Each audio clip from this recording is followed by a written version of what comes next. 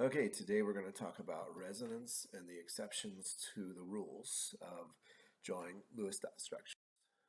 We're going to try to understand and assign the formal charge of a molecule and what is a formal charge.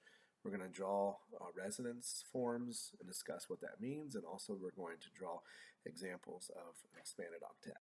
So first of all, when we look at this formal charge has to do with the idea that, well, why do we do it?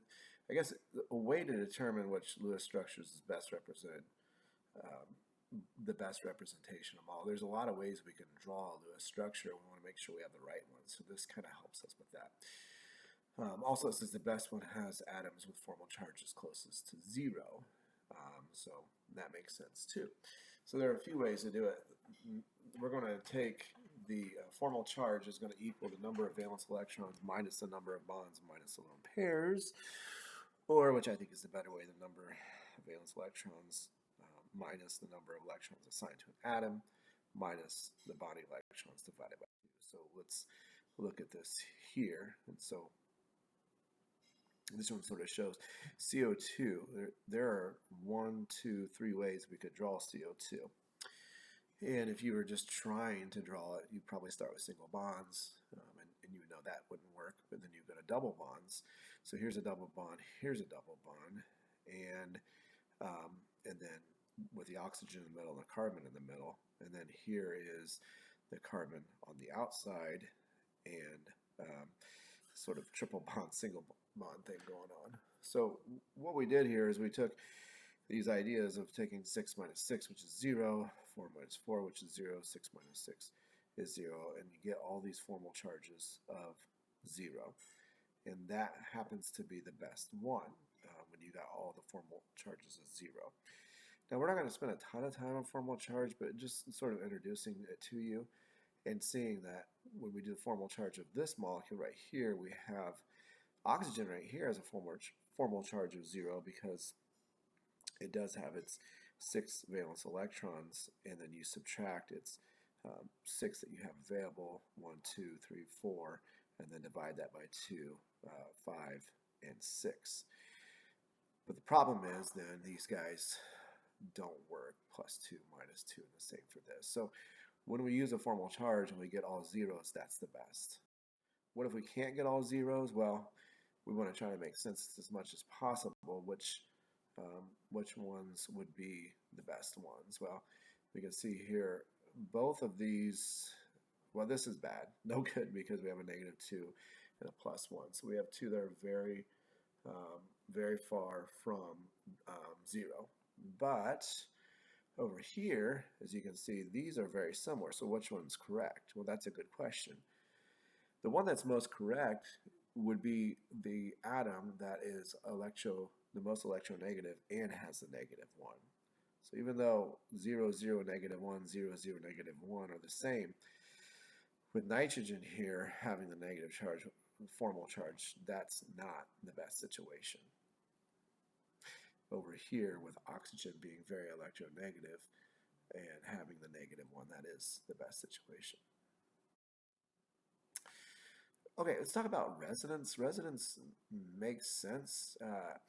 It's when you can draw two, well, more than one Lewis structure can be correct. So the best example is ozone, O3. Ozone is pretty important, pretty famous when I was in high school, because when I was in high school it was pretty obvious that our ozone layer was depleting because of aerosol and refrigerant and all kinds of things. We've done a better job since. But anyway, the reason this works is both of these are exactly the same. All we've really done is move the double bond over here, and we've moved the two pairs of electrons to the right. So these are essentially the same thing. And the reason this works is all the bond lengths are the same because the bond lengths are between the exact same elements, oxygen.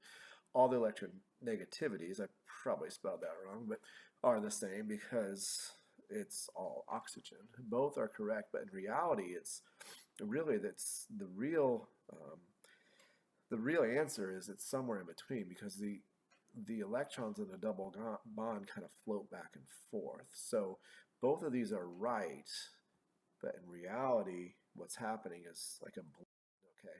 It's almost like if you were to blend colors. Same thing, it says in reality, electrons that form the second CO bond, double bond, and the double bond below don't always have to sit between that CO and that, that C and that O. So basically what we're saying is this double bond moves, and now it's here. What we're saying with this is they're not really at any spot. They're kind of floating between these oxygens right here. So they're not localized. Instead, we call them delocalized. They're kind of floating around. Again, the real answer is somewhere between. That leads us to the classic example of a compound called benzene, which you'll run into when you take organic chemistry if you do that. And you can see these double bonds and single bonds kind of rotate. So you kind of have the single bond, double bond. Here we have double bond, single bond. So what's happening with that is those double bonds and single bonds can interchange, and the electrons can kind of float around. And a lot of times we can draw these two, or we can just draw this circle. And what that circle means, it's sort of like this shared space of electrons, this blending of reality instead of one of either this one or this one. So if we were going to look at this one right here, or look at an example, one example we want to look at would be NO3 negative. So when we look at NO3 negative, we look at the valence of all these. So we would have nitrogen would have 5, okay, and we would then add to that oxygen 6, but of course there's 3 of those, and then plus that negative right there. So that negative right there would give us an even number, which is kind of nice. So we have 18 plus 5 plus 6, so that would be 24, okay?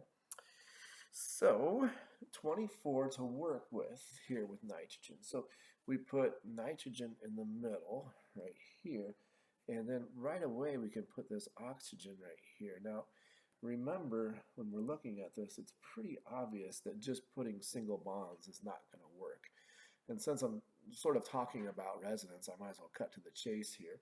The way it ends up working is we can put a double bond between one of the oxygens and give them 2 right there. And then this oxygen up here is going to get 6. And this oxygen right here is going to get 6. And those are not the best electrons, but this works. Of course, we'd have to bracket this up and put a negative right here. But in reality, this is one of the 3 versions that can work, and you're kind of seeing this already, hopefully, that I could take this double bond and move it up here. Okay, and again, 1, 2, 3, 4, 5, 6. 1, 2, 3, 4, 5, 6. 1, 2, 4, 5. So this would work. Again, our nitrogen is very happy because it has access to 8. Our oxygen is also all the oxygen. And then we could do one more. Oh, I should bracket this up. And the last one would be where our nitrogen's double bond would be, I guess you'd say, in the 4 or 5 o'clock position there.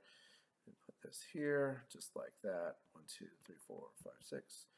I should probably change to a wider, a bigger marker. But anyway, this works because we have 3 forms. And again, all of them are right. And in reality, it's somewhere in between.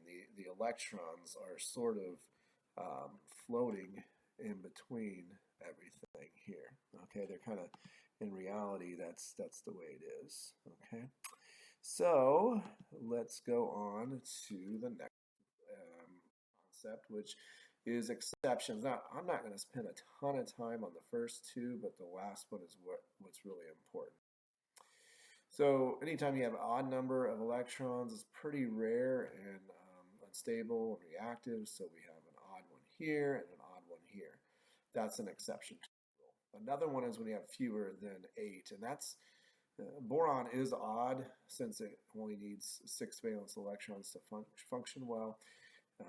It'll do the fourth bond, but it behaves this way typically because it works. Giving boron a filled octet places a negative charge on boron and a positive charge on fluorine. So this would be not the best. We really don't want this. We don't ever want to have fluorine. There's a fluorine with a +1. There's a fluorine with a +1. There's a fluorine with a +1. We really don't want that at all. Instead, we want a situation in which fluorine has a full octet.